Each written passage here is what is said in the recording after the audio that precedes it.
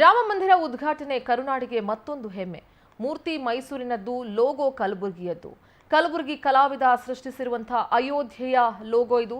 Logo ರಚಿಸಿದ್ದು ಕಲಬುರಗಿಯ ಕಲಾವಿದ ರಮೇಶ್ ತಿಪ್ಪನೂರ್.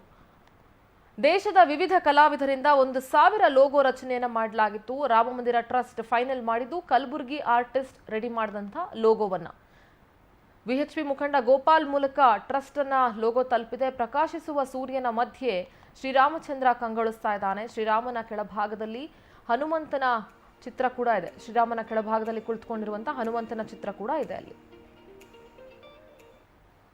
16ನೇ ಅಕ್ಟೋಬರ್ ದಿವಸ ನನಗೆ ಈ ರಾಮನ ಏನು ಅಯೋಧ್ಯೆ 22ನೇ ತಾರೀಕೇನು ಉದ್ಘಾಟನೆ ಆಗ್ತಿದೆ, ಅದಕ್ಕೋಸ್ಕರ ನೀವು ಒಂದು ಲೋಗೋ ಮಾಡಿ ತೋರಿಸ್ಬೇಕು ಅಂತ ನನಗೆ ಆಜ್ಞೆ ಮಾಡಿದರು ನಮ್ಮ ಗೋಪಾಲ್ಜಿಯವರು.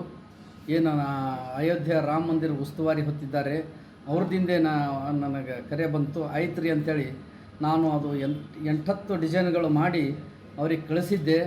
ಅದನ್ನು ನೋಡಿ ಅವರು ಕೂಡ ಸ್ವತಃ ಇಲ್ಲಿ ನಮ್ಮ ಬಂಧು ಪ್ರಿಂಟರ್ಸ್ಗೆ ಬಂದು 4 ತಾಸು ಕುಂತು ನಾನು 8 ಡಿಸೈನ್ ಮಾಡಿದ್ದೆ.